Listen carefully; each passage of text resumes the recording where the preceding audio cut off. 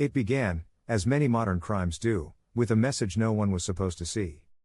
In late 2017, in the city of Rainsfield, Oregon, an anonymous hacker using the alias Specter released a series of encrypted files on an underground forum.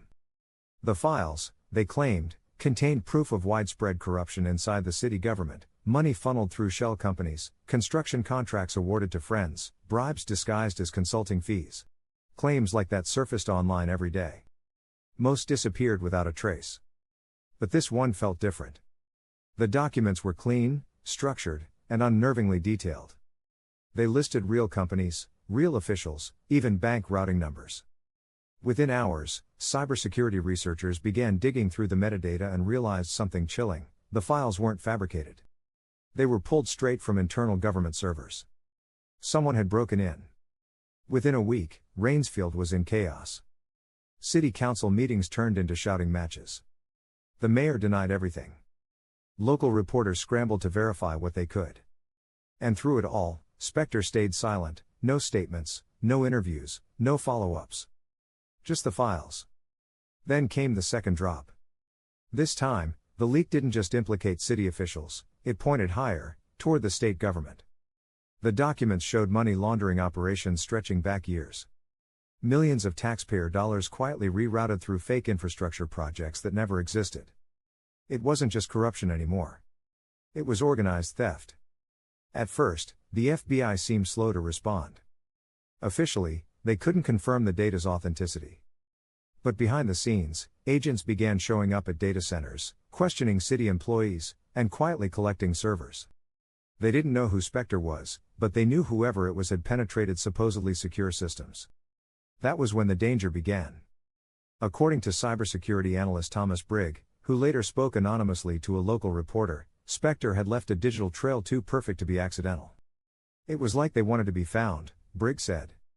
Or at least, they wanted certain people to find them first. The first death came 2 weeks later. A systems administrator named Daniel Ruiz was found dead in his apartment. Police called it a suicide, an overdose, no sign of struggle. But his family said otherwise. Daniel had worked directly on the city's servers.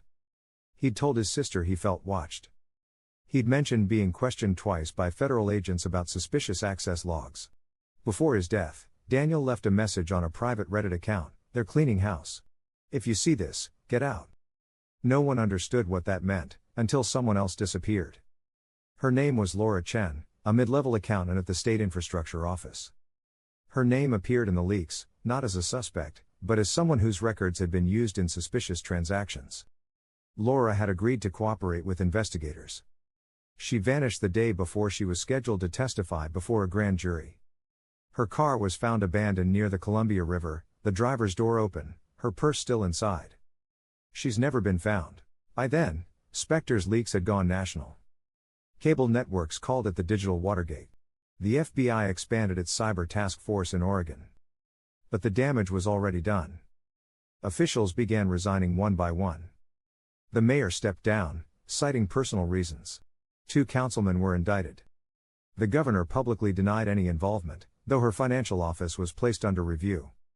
And still, Specter remained silent. Until March 3, 2018. That night, at 2:12 a.m., a new post appeared on the same underground forum where the leaks had first been uploaded. It was signed S and contained a 47-second video clip. In it, a person wearing a black hoodie sat in a dimly lit room. Their voice was distorted. The background blurred. The voice spoke slowly, deliberately: "They think deleting the truth makes them safe. But I've copied everything. If something happens to me, it all goes public." The clip ended abruptly. Within hours, digital analysts traced the upload to an IP address in Portland.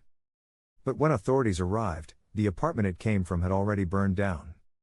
Fire investigators ruled it accidental, faulty wiring. But there was one strange detail: amid the debris, they found a melted laptop and, next to it, a mostly intact external drive. The drive contained nothing but a single encrypted file labeled Failsafe. After that, the story vanished from mainstream coverage. No follow-ups. No new leaks. No Specter. The FBI refused to comment. Local police called it an ongoing investigation. The city's servers were rebuilt from scratch. It was as if someone had pressed reset on the entire scandal. But in 2019, something strange happened. A series of anonymous emails were sent to journalists around the country. Each contained random strings of text, fragments of code that looked meaningless at first. But when cybersecurity specialists pieced them together, they formed what appeared to be an encryption key. Some speculated it might unlock the Failsafe file recovered from the fire. The key didn't work. Then came the third death. In October 2019, a cybersecurity researcher named Evan Wallace was found dead in his car outside a parking garage in Seattle. He'd been one of the first analysts to review Specter's leaks. Police ruled it a robbery gone wrong, but his wallet and laptop were still inside the vehicle. On his phone, investigators found an unsent message draft addressed to a colleague. "I think I found where the money went." It was timestamped 3 hours before he died. After that, everyone stopped digging. Journalists backed off. Reddit threads vanished. Even the dark web forum that had hosted the leaks disappeared overnight, its homepage replaced by a single line, "Connection refused." And for years, that was it. The story faded, buried under newer scandals and louder headlines. Until 2021. An encrypted file appeared on a public blockchain ledger under the title Specter Returns. It was only 3 kilobytes in size, containing a single line of text: "You can kill a person. You can't kill the truth." No one ever confirmed whether it really came from the original hacker. But what followed reignited the fear. 2 retired officials named in the original leaks were found dead within a month of each other, both ruled suicides. 1 left a note addressed simply to S. Its contents have never been released. By 2022, online communities began speculating that Specter hadn't been a single person at all. Some claimed it was a collective, activists and insiders working together. Others believed it had been a government operation, a sting designed to expose corruption within its own ranks. But the evidence never lined up neatly. The once precise data trail became fragmented. Server logs disappeared. IP traces dead-ended in foreign countries with no extradition treaties. Even archived versions of news articles about the leaks began quietly vanishing from online databases. Some say Specter was silenced. Others say they're still out there, watching, waiting. In 2024, a journalist named Rachel Meyer launched a podcast revisiting the case. She spoke to anyone still willing to talk: former investigators, IT staff, even Daniel Ruiz's sister. In her final episode, Rachel revealed she had received a flash drive in the mail 2 weeks before the show aired. It contained only one folder of text documents, each with a date and a single sentence. The most recent file was dated the same week she received it. The sentence read, "They're doing it again." The FBI reportedly contacted Meyer shortly afterward. She hasn't posted anything since. To this day, the full truth behind the Rainsfield leaks remains buried. The Failsafe file is still encrypted, its contents unknown. Some believe it contains the real names behind Specter. Others think it's nothing more than a ghost file, bait left to keep curiosity alive. But those close to the case agree on one thing: everyone who tried to uncover the truth met the same fate: silenced, discredited, or gone. And maybe that's the cruelest part. In an age where one person behind a keyboard can threaten an empire, we like to believe that truth always wins. But in Rainsfield, it didn't. It just disappeared, line by line, byte by byte, until all that was left was a whisper in the dark. A reminder that sometimes, the truth doesn't set you free.